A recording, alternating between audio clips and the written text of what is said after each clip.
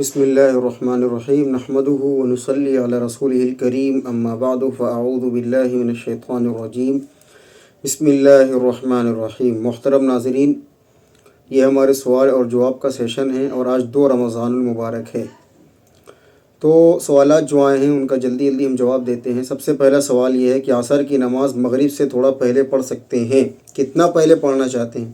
جب سورج زرد پڑ جائے اور اس کی روشنی کم ہو جائے تو اس وقت میں عصر کی نماز پڑھنا مکروہ ہوتا ہے، لیکن اگر پڑھ لیں گے تو نماز ہو جائے گی، لیکن اس سے پہلے پڑھ لینا چاہیے۔ خان صاحب راجستھان سے کہتے ہیں کہ کیا قرآن ثواب کی نیت سے پڑھنا صحیح ہے؟ مطلب ہم کو قرآن کا ترجمہ معلوم نہیں ہے اور ہم ثواب کی نیت سے قرآن پڑھ رہے ہیں، مطلب رٹا لگا رہے ہیں۔ ہمارے گھروں میں تو لگ بھگ ثواب کی نیت سے ہی پڑھتے ہیں، تو کیا ترجمہ معلوم نہیں لیکن ثواب کی نیت سے پڑھ رہے ہیں تو کیا صحیح ہے؟ کہ ہر انسان کو چاہیے کہ قرآن کو ترجمے سے پڑھے، سمجھ کر کے پڑھے، لیکن یہ کہنا کہ قرآن کو بغیر سمجھے پڑھنے پر کوئی ثواب ہی نہیں ہے، کوئی فائدہ نہیں ہے، یہ سراسر گمراہی ہے۔ قرآن پاک میں اللہ رب العزت نے صاف حکم نازل فرمایا ہے، اتل ما اوحی الیک، کہ اے نبی اس کی تلاوت کرو جو تم پر نازل کیا گیا ہے، یعنی قرآن۔ تو تلاوت کرنا بھی ثواب ہے اور سمجھنا بھی ثواب ہے، مقصد سمجھنا ہے، تلاوت پر بھی ثواب اور برکت نصیب ہوگی۔ تو اگر کوئی شخص صرف تلاوت کرتا ہے، سمجھتا نہیں ہے، تو وہ بھی اجر و ثواب سے خالی نہیں ہے، بلکہ اس کو بھی ثواب ملے گا اور قرآن کی برکات سے وہ محروم نہیں ہوگا، بلکہ وہ پورا فائدہ اٹھائے گا۔ باقی سمجھنا چاہیے، ترجمے کو، تفسیر کو سمجھنا چاہیے، یہ بات بالکل صحیح ہے، لیکن کوئی اگر ایسے ہی تلاوت کرتا ہے تو وہ ایسا نہیں کہ فائدہ نہیں ہے، بلکہ اس سے فائدہ بھی ہے اور ثواب بھی ملے گا اور اس کی برکتیں بھی ملیں گی۔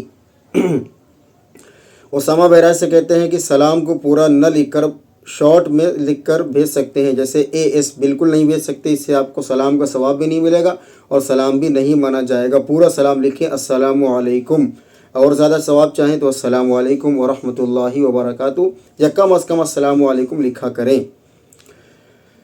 کیا عشاء کی فرض نماز اور تراویح کے بیچ میں مغرب کی قضا پڑھ سکتے ہیں؟ جی ہاں، پڑھ سکتے ہیں۔ حضرت، میرا نام زید ہے، میں UP سے، ضلع سنت کبیر نگر۔ میرا سوال یہ ہے کہ اگر کوئی قرآن پاک نہ پڑھا ہو تو اسے پڑھنا نہ آتا ہو تو وہ کیا کرے؟ بھائی قرآن پاک اگر کوئی نہیں پڑھنا جانتا ہے اور اسے پڑھنا نہیں آتا ہے تو اسے چاہیے کہ وہ قرآن پڑھنا سیکھے، اس پر لازم ہے سیکھنا۔ جیسے لڑکیاں اگر گھر میں کھانا نہیں بنا پاتی ہیں تو وہ ان کو چاہیے کہ وہ گھر میں کھانا بنانا سیکھیں۔ شادی کے ٹائم اب یہ نہیں کہہ سکتے کہ کھانا بنانا نہیں آتا ہے، کیا دوسرے کا بنا کھانا کھا سکتی ہے؟ بھائی کھانا بنانا سیکھنا پڑے گا نا اس کو، اسی طرح قرآن بھی آپ کو سیکھنا پڑے گا۔ قرآن سیکھنے کی کوشش کریں، جب تک سیکھ نہیں پاتے ہیں دوسرے سے قرآن سنیں، کوئی پڑھ رہا ہو اس کو کان لگا کر کے سنیں، اور اس کے علاوہ آپ قرآن کا ترجمہ اردو میں، ہندی میں یا انگلش رومن میں یا کسی بھی زبان میں آپ تب تک پڑھا کریں۔ قرآن کا ترجمہ، قرآن نہیں، قرآن تو عربی میں ہی پڑھیں گے۔ خان صاحب راجستھان سے کہتے ہیں کہ جیسے کہ ہم ظہر کی جماعت کی دوسری رکعت میں شامل ہوئے تو ہمیں مولانا کی چوتھی رکعت صرف اتحیات پڑھنی ہوگی، یا جیسے نارمل چوتھی رکعت میں پوری نماز جیسے اتحیات درود شریف بھی پڑھنا ہوگا؟ بھائی آپ کو اگر آپ کی وہ چوتھی رکعت نہیں ہے نا، صرف امام صاحب کی ہے، تو اس میں آپ تشہد یعنی اتحیات پڑھ کر کے خاموش رہیں گے۔ اگر پڑھ لیا درود شریف یا دعا تو پھر نماز میں کوئی فرق نہیں آئے گا، نماز پر سجدہ سے وہ لازم نہیں آئے گا، لیکن آپ کے لیے یہی ہے کہ آپ اتحیات پڑھ کر کے خاموش ہو جائیں۔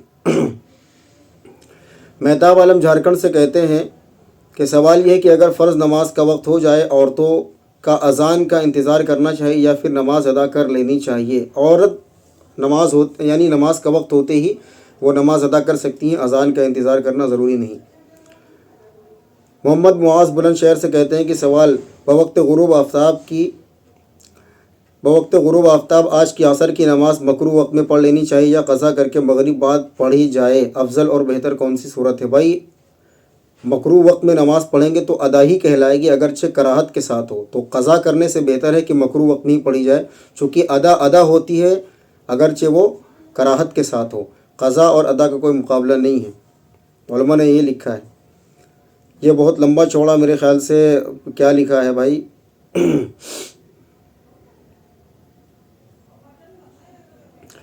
اقبال صاحب کہتے ہیں جھارکھنڈ سے، ہمارا سوال یہ ہے کہ مسلمان ہاف ٹی شرٹ پہن سکتا ہے یا نہیں؟ اینی ٹائم نماز بھی ہاف ٹی شرٹ میں پڑھ سکتا ہے یا نہیں؟ اگر ہاں تو ٹھیک ہے، اور اگر نہیں تو پھر فلسطین کے مسلمانوں کے پاس ہم سے زیادہ ایمان ان کے اندر ہے، تو پھر وہ ہاف ٹی شرٹ میں ہی نماز کیوں پڑھتا ہے؟ میکسیمم لوگوں ہاف ٹی شرٹ ہی دکھتے ہیں اور بنا ٹوپی کے. واہ بھائی دیکھیں، ہاف ٹی شرٹ آپ پہن بھی سکتے ہیں اور اس میں نماز بھی پڑھ سکتے ہیں، تو اس میں کوئی حرج کی بات نہیں ہے، لیکن بہتر یہ ہے کہ پراپر لباس پورا پہنے، آستین کے ساتھ میں پہنے. لیکن اگر آپ ہاف ٹی شرٹ میں نماز پڑھیں گے تو نماز ہو جائے گی. تو ایسا نہیں کہ نماز نہیں ہوگی، کوئی مسئلہ نہیں، نماز ہو جائے گی. باقی آپ نے جو لکھا ہے کہ فلسطین کے مسلمانوں کے پاس ہم سے زیادہ ایمان ہے، بھائی ہم اور آپ کا یہ کام نہیں ہے کہ ہم کسی کے ایمان کو ناپیں.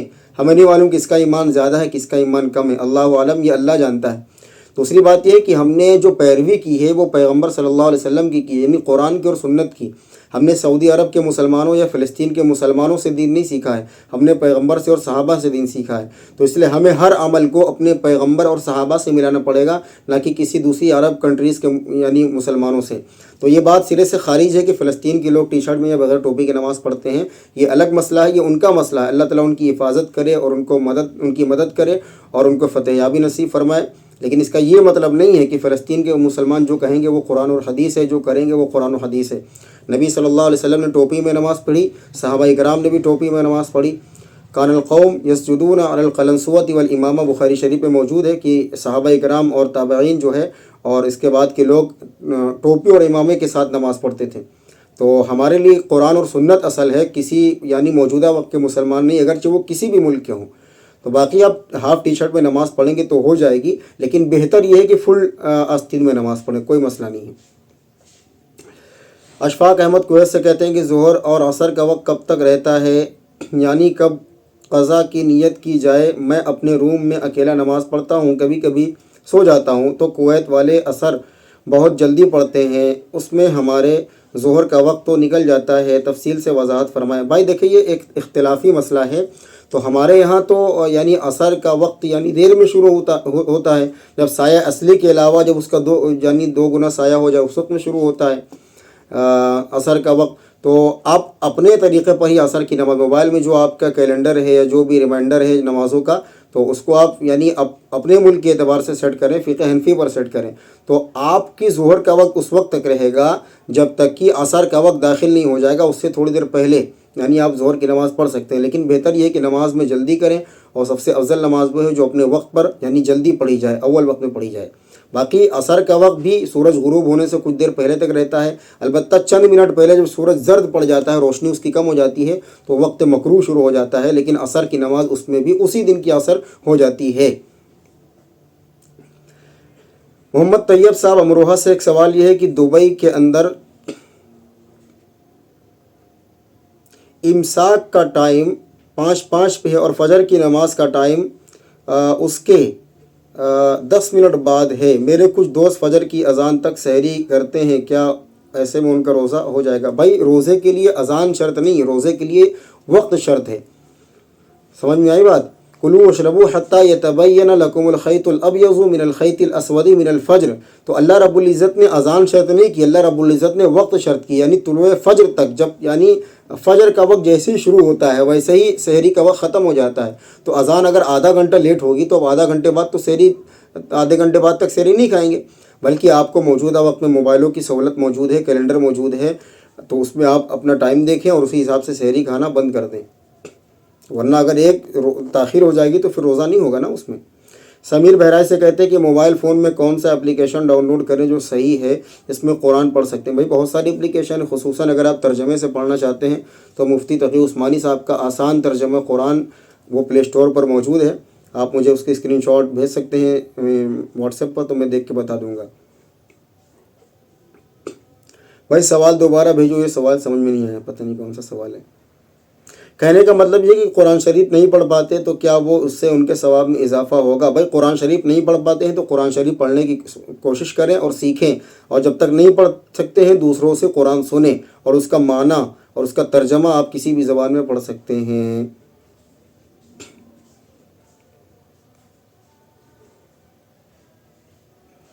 جی راشد منصوری صاحب کاندلہ سے کہتے ہیں کہ بتایا جاتا ہے کہ رمضان میں 70 گنا ثواب زیادہ ملتا ہے، اور ہر عمل پر جیسے 1 رکعت فرض نماز پڑھنے پر رمضان میں 70 رکعتوں کا ثواب ملتا ہے، اور ہر نفل رکعتوں کا ثواب فرض کے برابر ہوتا ہے. تو کیا جیسے ہماری پورے سال میں نماز چھوٹی ہے ان کی لیے قضا نماز یا ایسے ہی نفل پڑھ کر ان کی بھرپائی ہو سکتی ہے؟ جیسے پورے میں 17 رکعت فرض اور 3 رکعت وتر واجب ہے، تو ایسے میں 20 رکعت روزانہ کے حساب سے پورے مہینے میں 20 بھائی یہ کیا لکھا آپ نے؟ یہ اس میں جوڑ کاٹ کر کے بتایا ہے کہ اگر رمضان میں اس طرح پڑھیں گے تو سال بھر کی یا پوری زندگی کی قضا نماز ہماری پوری ہو سکتی ہے۔ بھائی اس طرح نہیں ہوتا ہے۔ آپ کو تو یعنی میتھ کا ٹیچر شاید ہو سکتا ہے، آپ میتھ کے ٹیچر ہو۔ دیکھیں اگر اس طرح کی بات اگر رمضان میں یہ ہو سکتی ہے تو آپ لیلۃ القدر خیر من الف شہر، لیلۃ القدر کی عبادت تو 1000 مہینوں سے افضل ہے، تقریباً 80 82 84 سال کی آج ہو جاتی ہے۔